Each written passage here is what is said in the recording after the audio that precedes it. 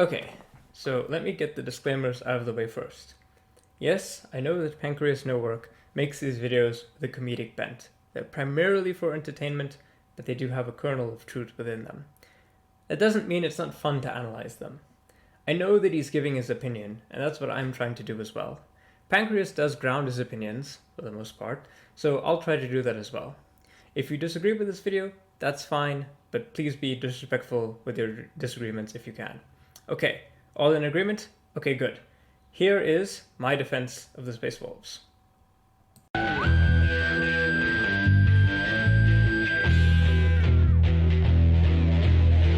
Baby, don't you know it? I'm hardly heroic. Baby, let's roll it, 'cause I'm hardly heroic.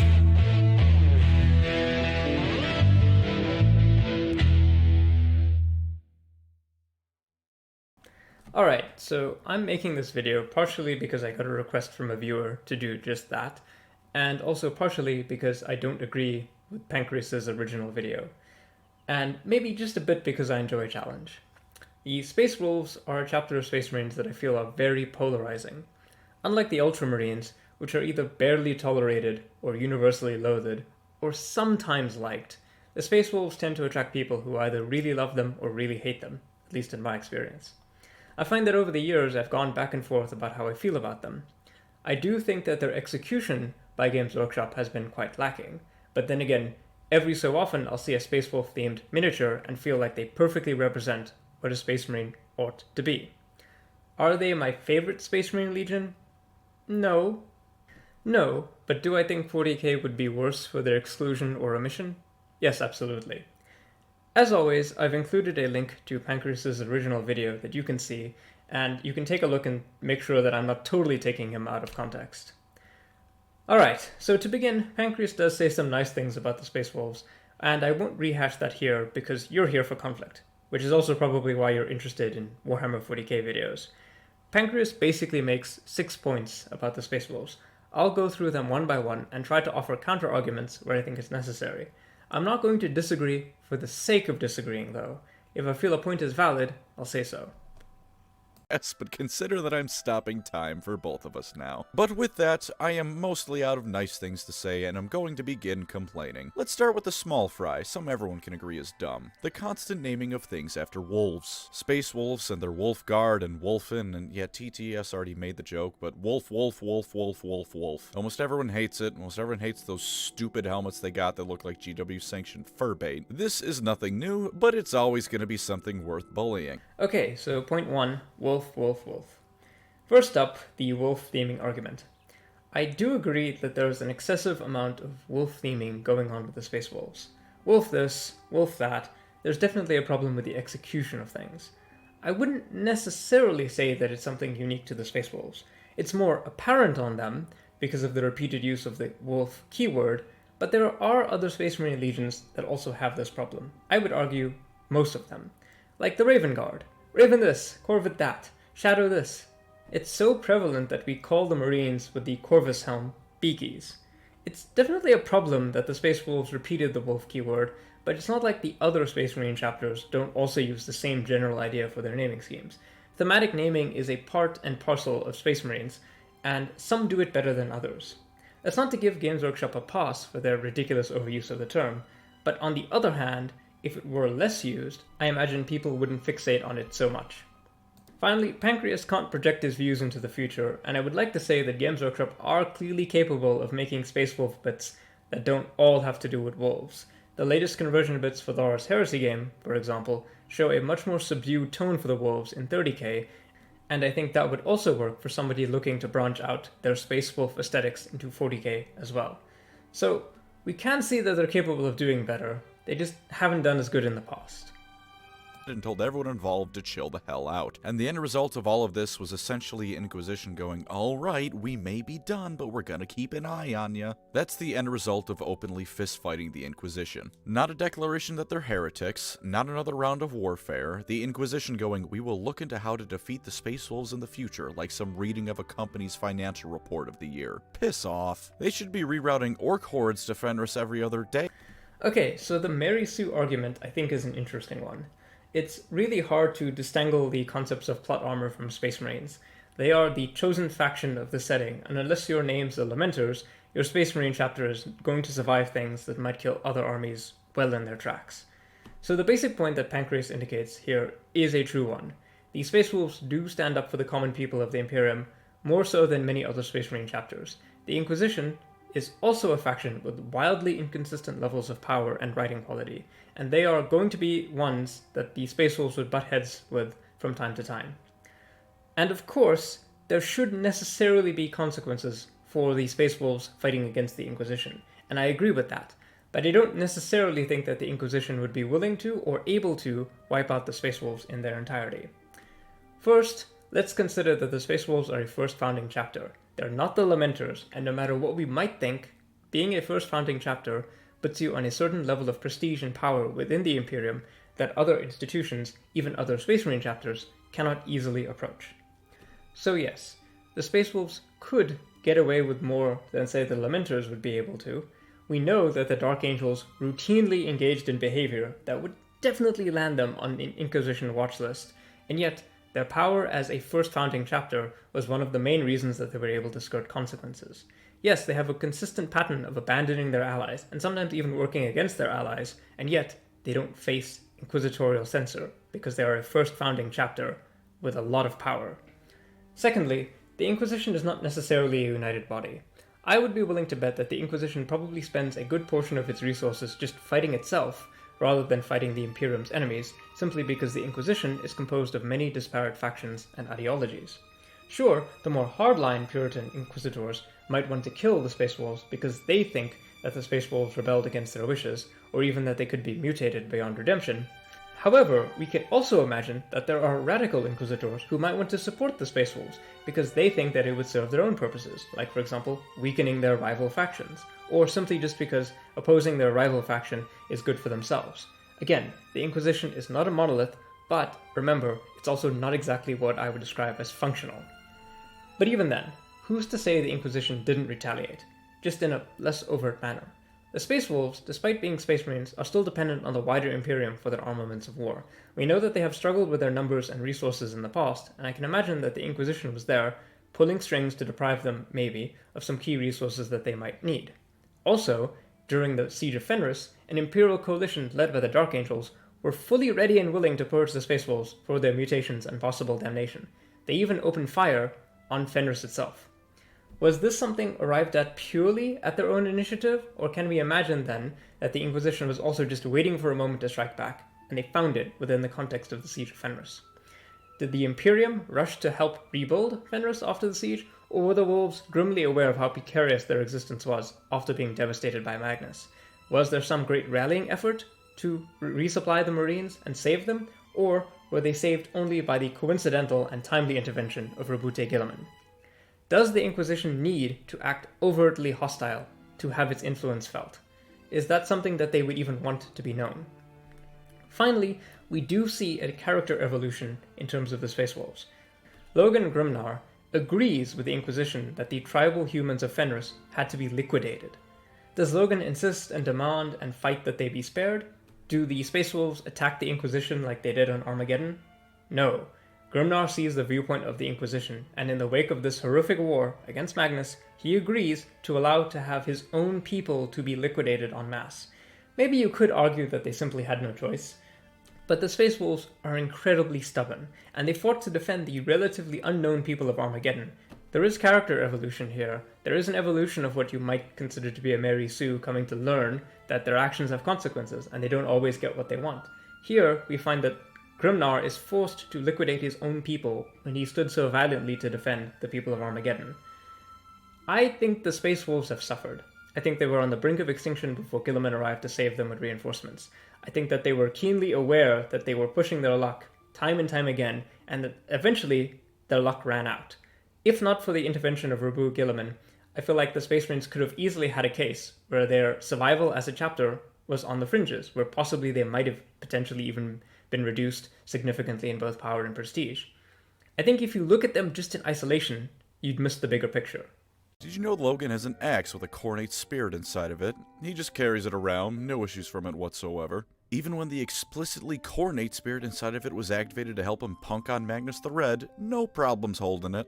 You know, he can just do that, no corruptive influence or anything. Now, Marneus Calgar also has his Gauntlets of Ultramar, which were reclaimed by Gilliman from Chaos one day. But for one, those were reclaimed, as in were once belonging to Loyalists, were captured by traitors, and then returned to Loyalist hands. Also, there's no demon inside of those things. Another example I'm going to use is Castellan Crow. He's got a demonic sword as well, and that thing actively tries to escape from him. The difference is that Castellan Crow is a Grey Knight of the Purifier variety. Grey Knights are constantly supposed to combat chaos, and are chosen from those who are not only physically worthy, but those who passed hundreds of grueling, excruciating tests to ensure that they would never fall to chaos. And Purifiers are those who are exceptionally pure amongst what I just described. That's the kind of Marine Crow is, and he's just barely able to contain his demon sword. Meanwhile, Logan's just walking around with the damn thing in the open like his flies down, just waving it in front of everyone's face like any halfway decent psyker isn't going to be able to sense the pure evil coming from the middle of his weapon. Given that 40k is 40k, by all rights, Logan Grimnar should be put down like the dog he is. Okay, so the Axe Mordecai is an interesting weapon. Logan Grimnar gains this axe after he killed the Chaos Champion who previously wielded it. He then has it reforged by the chapter's Iron Priests into its current form and has been using it ever since. As it so happens, during the invasion of Fenris, the axe, being aligned with Khorne, proved to be the only thing capable of harming Magnus. So I think it's worth interrogating the claims that are made here, starting with the Gauntlets of Ultramar. The first mention of the gauntlets would be in the Space Marine 3rd Edition Codex. They were not reclaimed in the way that Pancreas says. No one knows who made the gauntlets. They were in the possession of a Chaos Champion for Emperor knows how long. But the weapons are of an unknown origin, and consequently, unknown effect. Sure, the chapter artificers say that the gauntlets are free of corruption, but they also admit that they have never actually managed to examine the inner mechanism within. They could be corrupted in some way, just not an obvious one.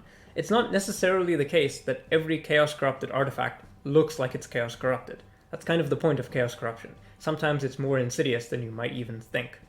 So, while it might seem like a nitpick, there is a big difference between these were created by the Imperium, then taken by Chaos, and then retaken again, and this weapon is of unknown origin, and we found it, and it looks to be okay to use, so we're going to use it, and cross our fingers that nothing bad happens. If the gauntlets would be corrupted in some way, then the reason they haven't really been an issue is, of course, the plot armor of the Ultramarines. This is not exclusive to the Space Wolves regarding the use of corrupted weapons. With regards to Castellan Crow, the sword, the Black Blade of Antwer, is a demon weapon of unknown origin. It was found by a rogue tech priest on the northwestern fringe of the galaxy, and it corrupted one of his lieutenants upon picking it up. Given the scope of the weapon's powers, i.e. bringing multiple sectors into damnation and taking multiple brotherhoods of Grey Knights to stop, I think it's much more than a basic demon weapon. Demon weapons are a very complicated topic. There's a lot of variability in terms of their power and influence. This matters because demon weapons are not all created equal. They're not all equally powerful or destructive or corruptive.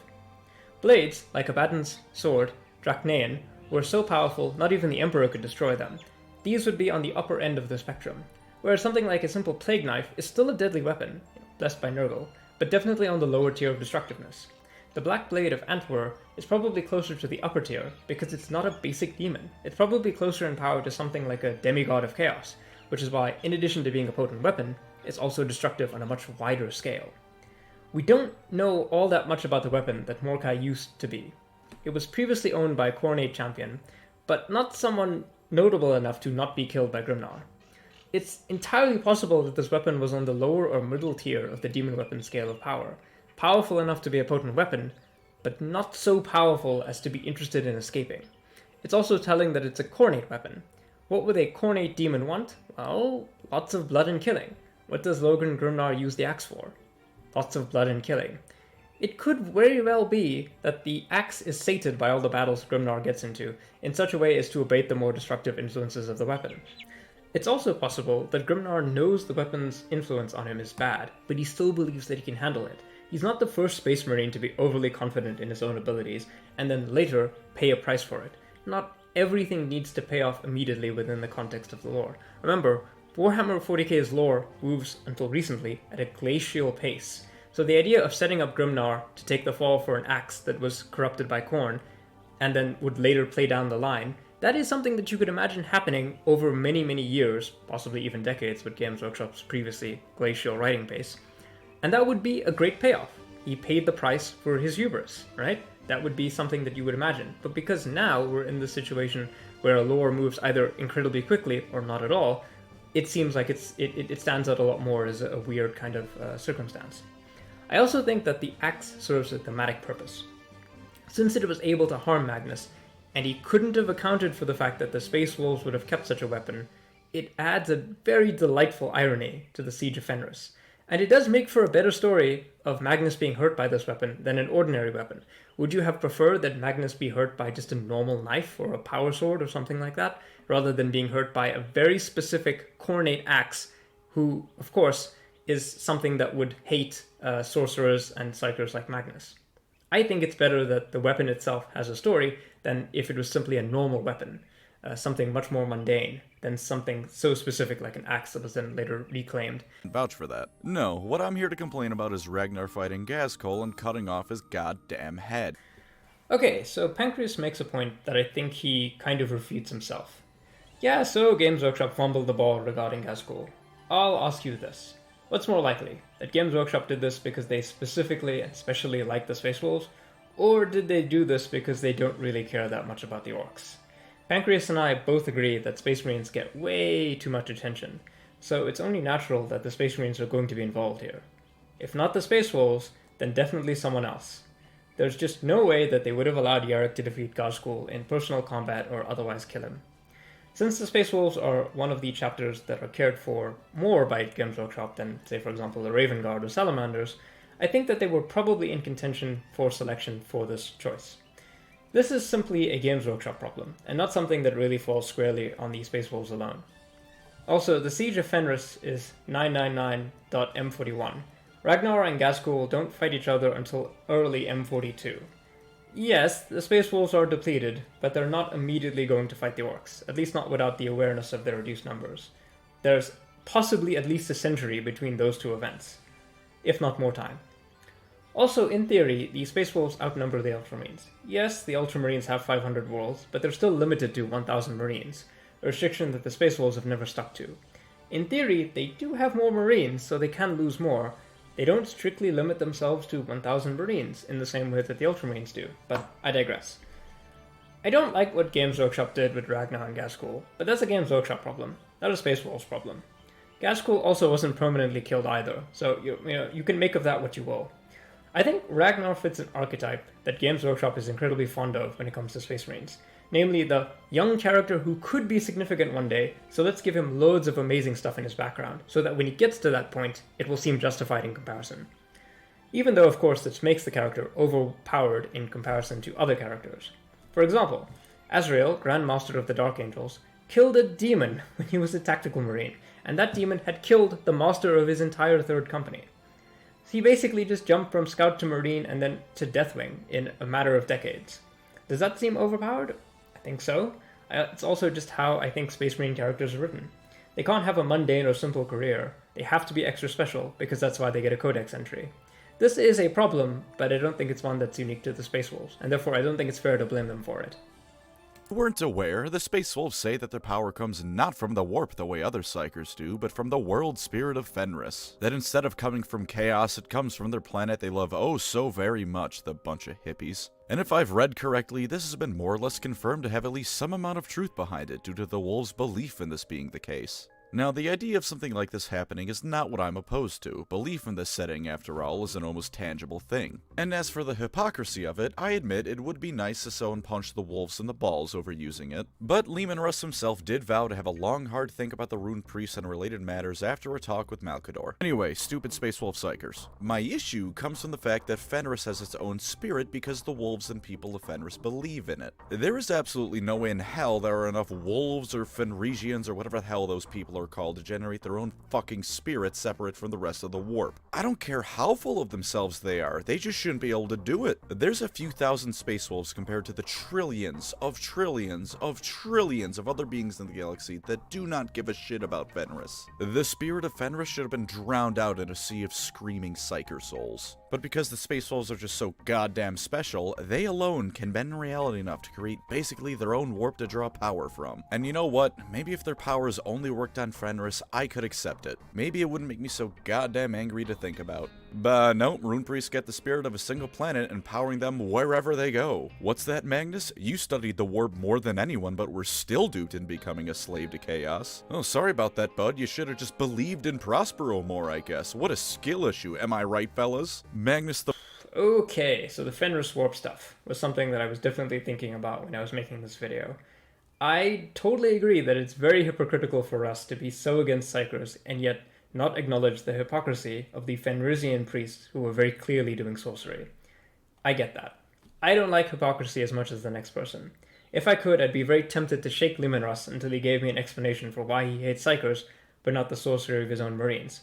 Then, when Russ punches me into oblivion, I can be resurrected to think about this a little bit more.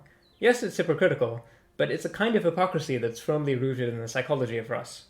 We know that he sees Fenris as his home. He's more attached to Fenris than most Primarchs are attached to their homeworlds. Given that most of the Primarchs, especially the traders, cared very little for their homeworlds, Russ being this especially attached to Fenris brings to mind the kind of tribalism that we all engage in. Russ's hypocrisy is because it's Fenris, not because of the magic. We know that they purge psycho populations on Fenris when they manifest psycho potential. One of the clans, a clan Vulture, were eradicated by the Space Wolves because of the psychic potential that they showed. I think deep down, Russ always knew that he was holding a double standard, but I assume he felt this way because he felt it was necessary to protect Fenrisian culture, the thing that he actually valued. We know that the Imperium doesn't abide much by cultural deviation. After all, the Space Wolves' own name is a product of the Imperium's own biases. They call themselves the Volca Fenrica. It's others who call them the Space Wolves. So this is perhaps Russ's way of defending a cultural institution more so than the strict practice of sorcery. It's not good, let me be clear, but I don't think it's as simple as Russ being a complete hypocrite with no underlying motivation. One of the things that is specifically built into the Primarchs are mirrors and reflections of each other. Russ's holding on to his hypocrisy in this way mirrors, in a large sense, the same kind of hypocrisy that we see with Magnus and his own use of sorcery. Both of them were so attached to their worlds that they made these kinds of exceptions carved out in their minds because of their homeworlds, because of their interest in their home planets and their home cultures.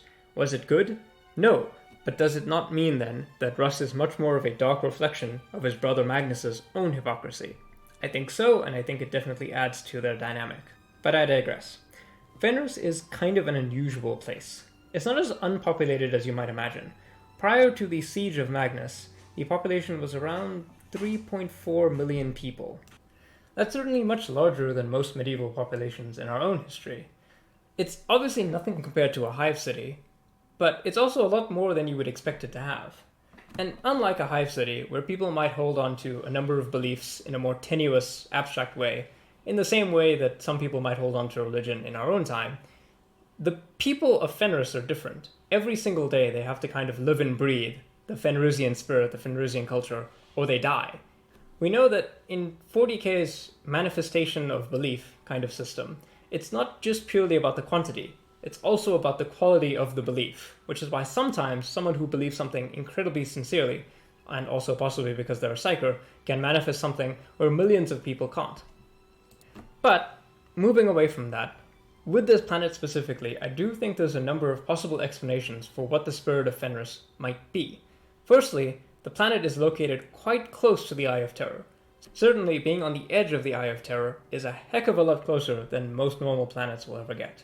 It's possible that Fenris is home to some ancient entity from the warp, something that has tricked the people into believing that it is some kind of world spirit, in exchange, of course, for granting them a measure of its power. We know that Fenris was home to a temple of Tinch in its distant past. The planet is riddled with caverns and underground tunnels. It's entirely possible that something far more powerful and far more ancient exists on the planet deep within the ice, but of course, still able to affect the people in maybe more subtle ways. It's not the first time a planet in lore that seemed almost seemingly mundane turned out to be harboring a dark, world-altering secret. The homeworld of the Dark Angels, Caliban, turned out to actually be a part of a galaxy-wide superweapon that was the main prize of the Arcs of Omen series. Would it be that much of a stretch to say that something like that lives on Fenris, and that has been granting the people a measure of its power, perhaps, of course, in exchange for belief in it? Would that be another interesting plot point? I certainly think it's a plausible theory, and it's a plot point that I would think would merit further exploration. But with the way Games Workshop writes their lore, we probably will never get an explanation for Fenris. Or we could get one tomorrow, I don't know.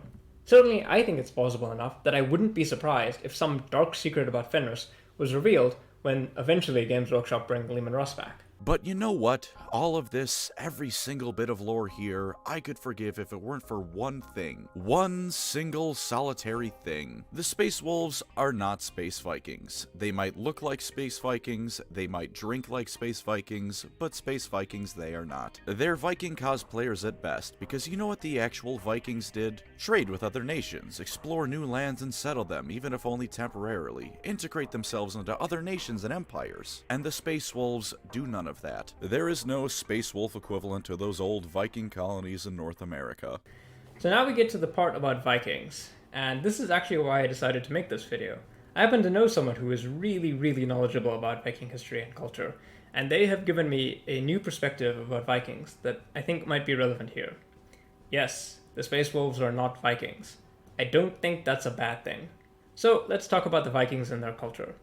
Firstly, I don't think the aesthetics are uniquely Viking. I think our modern pop culture has very much corrupted the idea of what the Vikings might be. Vikings were not a people.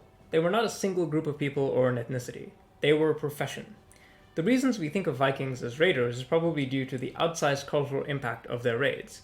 But they didn't just decide to do that. The Vikings have a material origin in the Danes, Norwegians, Swedes, and other Scandinavian groups that all come from parts of the world that are hard to live in without modern technology. Because it's hard to grow things, and of course live in the cold, and because those areas don't have that much in terms of natural resources, there are material incentives that push these people towards leaving on boats. Firstly, many of their settlements are on the coast, because fish is a good source of food, so they have every incentive to try and develop good boat technology. Secondly, because they live in a relatively calm area, i.e.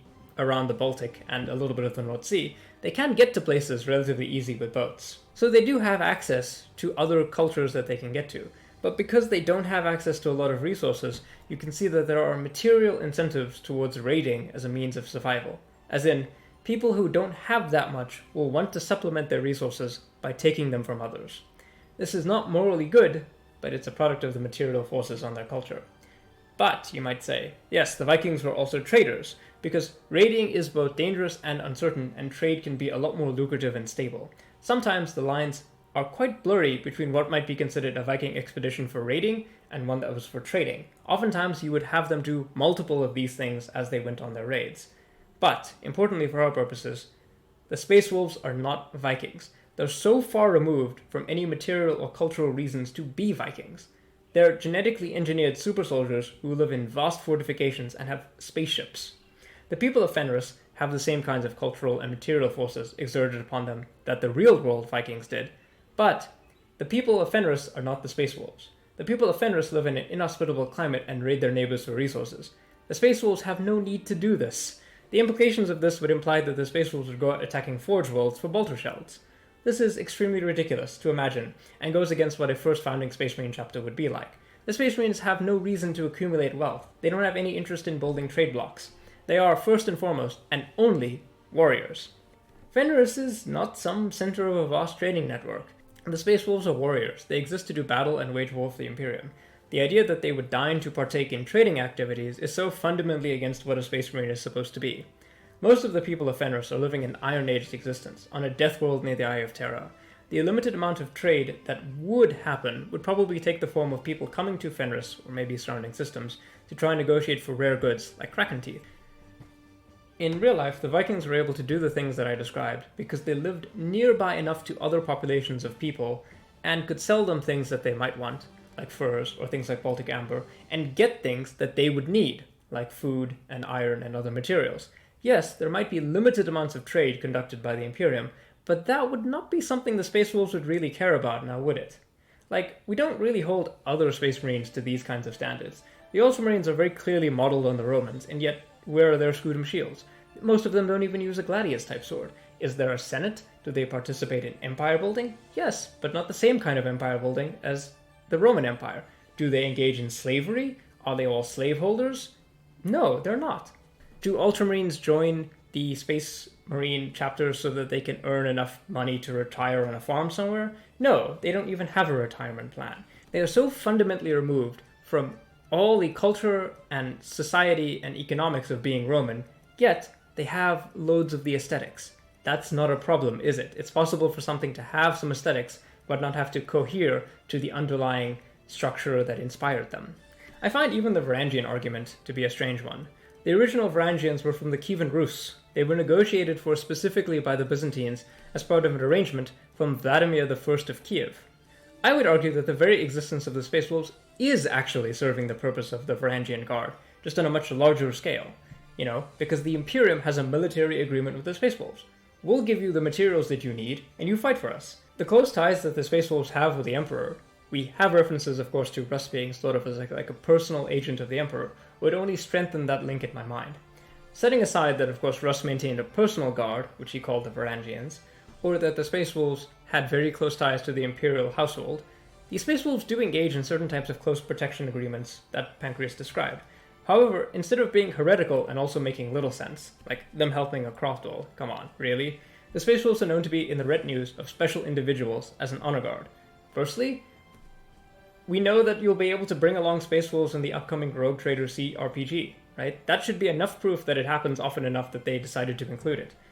But more importantly, the Space Wolves maintain the Wolf Blades. They're a small unit who go to Terra to serve as bodyguards for the Navigator House Belisarius.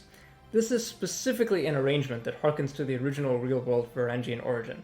House Belisarius supplies the Navigators for the Wolves and their spaceships, and in return, they supply specialized bodyguards that help protect the house from their many enemies.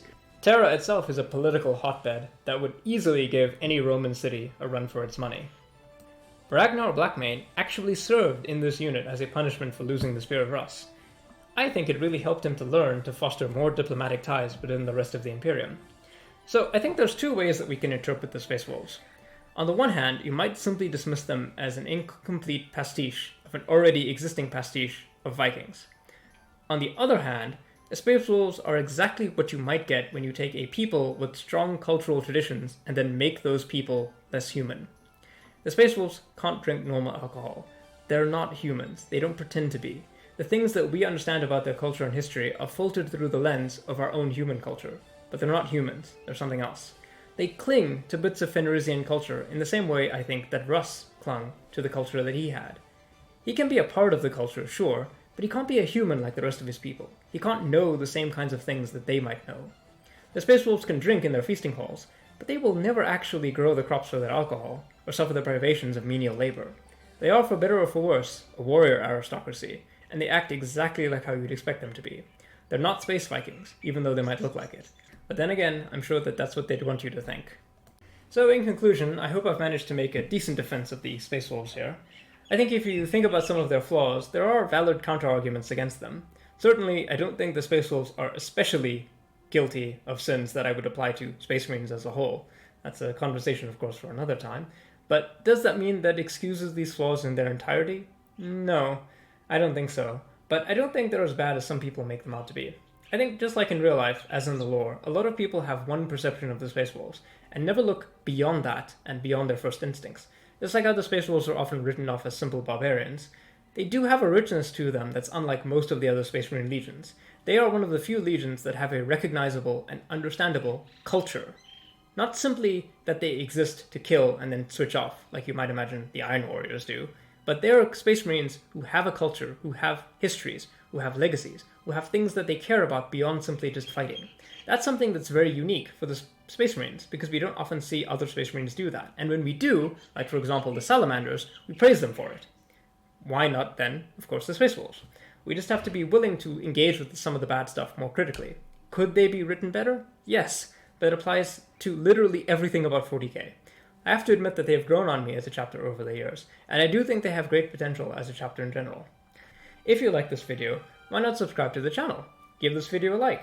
Why not share it with some people who you might want to get into an argument with about Space Wolves? Because of my work being very busy, I'm going to have to slow down my video production, which is also why this video took so long to make. I hope you enjoyed it. Feel free to comment below. The channel is growing. Let's see if we can get to 500 subs by the end of the year. Take care and farewell.